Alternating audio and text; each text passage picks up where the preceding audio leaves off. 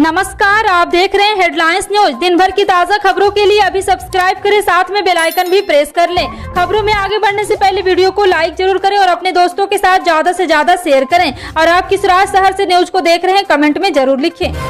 साथ ही गुजरात विधानसभा चुनाव की तारीखों का ऐलान किसी भी दिन हो सकता है, लेकिन उसके पहले बिसात पर हर तरह की चालें आजमाई जा रही है।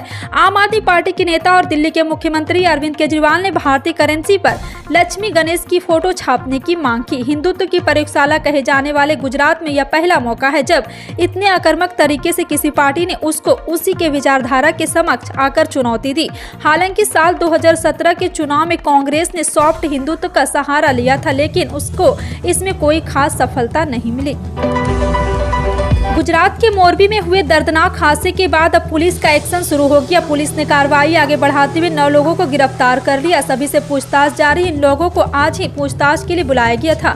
शुरुआत में इनमें से 4 को गिरफ्तार किया गया। कुछ देर बाद ही सभी 9 लोगों को गिरफ्तार कर लिया गया। राजकोट रेंज को आईजी अशोक कुमार यादव ने इस मुद्दे पर सोमवार शाम प्रेस कॉन्फ्रेंस की। उन्होंने बताया कि जिन 9 लोगों को गिरफ्तार किया गया उनमें एक और मैनेजर नवीन भाई मनसुख भाई देव, टिकट क्लर्क मनसुख भाई भी शामिल है।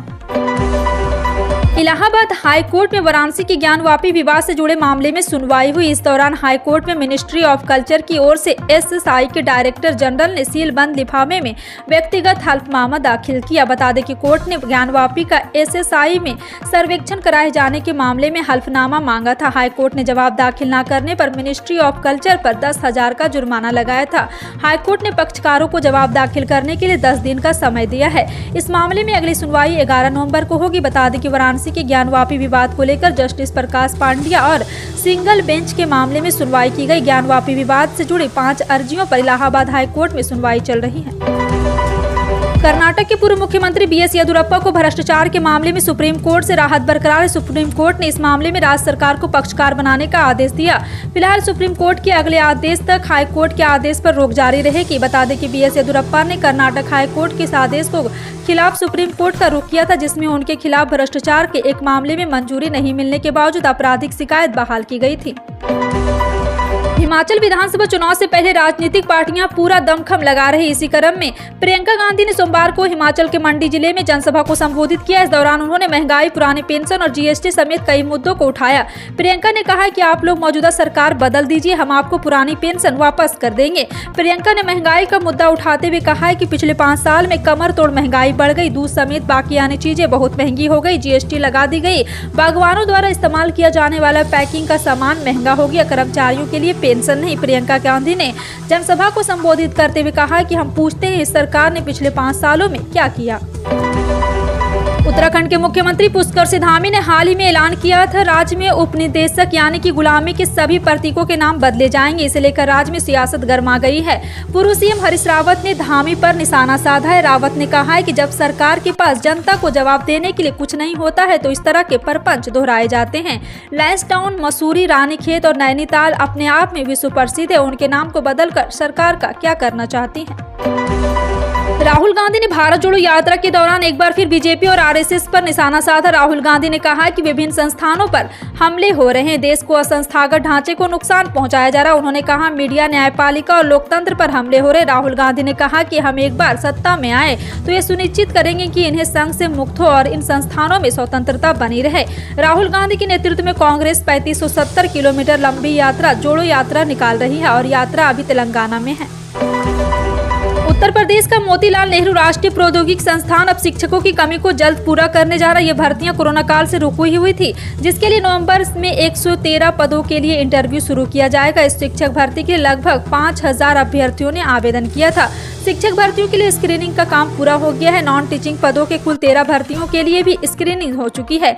इस शिक्षक भर्ती के लिए असिस्टेंट प्रोफेसर लेवल 11 और लेवल 12 तहत नियुक्तियां की जाएगी। ऐसी खबर आ रही कि उपयोगकर्ताओं को ट्विटर पर ब्लू टिक के लिए $20 चुकाने होंगे, जो खाता धारक की पहचान को प्रमाणित करता है। अगर राशि का भुगतान नहीं किया गया तो ब्लू टिक वापस ले लिया जाएगा। लेकिन ऐसी रिपोर्टों का खंडन करते हुए केंद्रीय इलेक्ट्रॉनिक और प्रौद्योगिकी राज्य मंत्री राजीव चंद्रशेखर ने एएनआई को बताया कि मुझे नहीं लगता कि यह सच है। यह ट्विटर के लिए एक चुनौती है। उन्होंने देखना होगा कि इस गलत समाचार को कैसे लोगों तक पहुँचने से रोका जाए। मुझे नहीं लगता कि ऐसी खबरें सच होती हैं।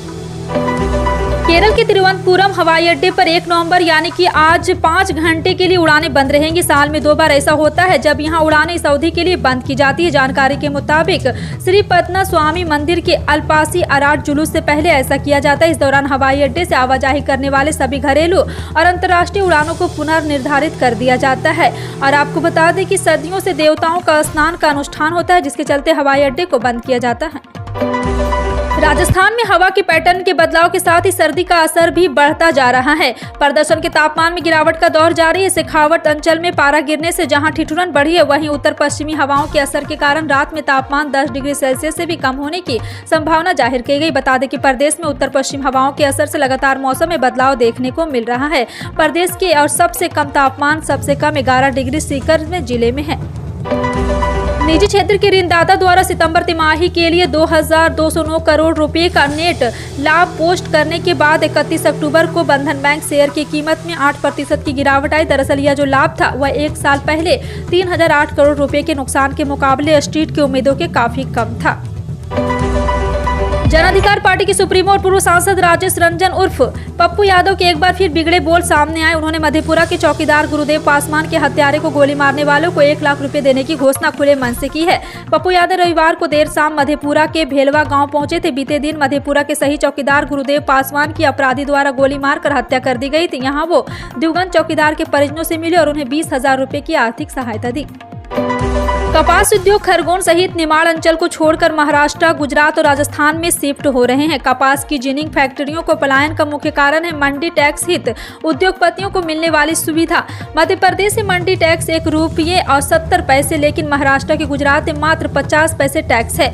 उन्हें सुविधाएं भी मध्य प्रदेश की अपेक्षा अन्य राज्य से बेहतर है। यही वजह है कि कई जिनिंग फैक्ट्री हुनरमंद मजदूर पेट की आग बुझाने के लिए सड़क किनारे केले की चिप्स बेचने, कोई सब्जी बेचने या अन्य स्थानों पर मजदूरी करने को मजबूर हो रहे हैं।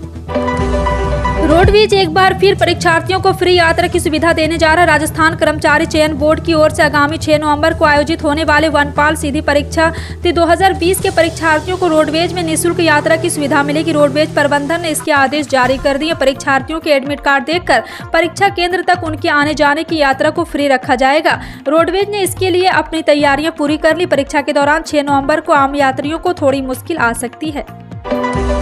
पश्चिमी क्षेत्र विद्युत वितरण कंपनी ने अक्टूबर माह से इंदौर शहर के सभी जोनों पर पेपरलेस बिजली बिल की व्यवस्था पूरी तरह लागू कर दी है। बीते कुछ महीनों से अलग अलग जिलों पर इसे प्रायोगिक तौर पर शुरू किया गया। व्यवस्था लागू होने के बाद अब उपभोक्ता परेशान दिख रहे हैं। पुरानी व्यवस्था में समय पर बिल नहीं दे पाने वाली कंपनी अब उपभोक्ताओं को मोबाइल पर भी समय पर बिल भेजने को विफल साबित हो रही है। उपभोक्ताओं को शिकायत की है कि सितंबर माह की खपत के बिल जमा करने की अंतिम तारीख 22 अक्टूबर थी और इस दिन पहुंची और आपका बिल एक बार फिर से मुनाफा नहीं हो पाया है।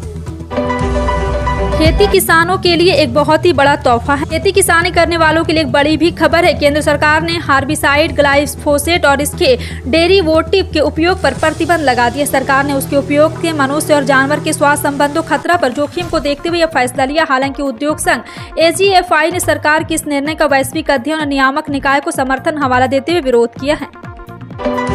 पूर्व केंद्रीय मंत्री और राष्ट्रवादी कांग्रेस पार्टी के अध्यक्ष शरद पवार की तबीयत बिगड़ गई है, जिसके चलते उन्हें सोमवार को ब्रीच कैंडी अस्पताल में भर्ती कराया गया। 82 वर्षीय शरद पवार को चिकित्सीय सलाह के अनुसार 3 दिनों तक अस्पताल में रखा जाएगा। इसके बाद 2 नवंबर की शाम उन्हें अस्पताल से डिस्चार्ज किया जाएगा। बाद में गुरुवार को वह अहमदनगर जिले में शिरडी जाएंगे और वहां 4-5 नवंबर को होने वाले NCP के 2 दिवसीय ट्रेनिंग कैंप पर हिस्सा लेंगे। पंजाबी सिंगर सिद्धू मूसेवाला की हत्या मामले में उनके पिता की ओर से दिए गए बयान के एक दिन बाद राज्य के मुख्यमंत्री भगवंत मान का बयान आया। दरअसल बीते दिन सिद्धू मूसेवाला के पिता बलकौर सिंह ने इंसाफ नहीं मिलने का आरोप लगाया था। इसे लेकर पंजाब के मुख्यमंत्री भगवंत मान ने सोमवार को कहा है कि पंजाबी सिंगर सिद्धू मूसेवाला हत्या मामले में न्याय सुनिश्चित करने में राज्य सरकार की ओर से कोई कमी नहीं की गई। मुख्यमंत्री ने पठानकोट में कहा, न्याय सुनिश्चित करने में अपनी ओर से हम कोई देर नहीं कर रहे। हर दिन किसी न किसी को गिरफ्तार किया जा रहा है। दिवाली बीते 1 हफ्ता हो गया, लेकिन शेयर बाजार में अभी भी त्योहार की खुमारी जारी है। आज हफ्ते के पहले दिन शेयर बाजार ने शानदार तेजी का क्रम जारी रखते हुए 787 अंकों की तेजी दर्ज की।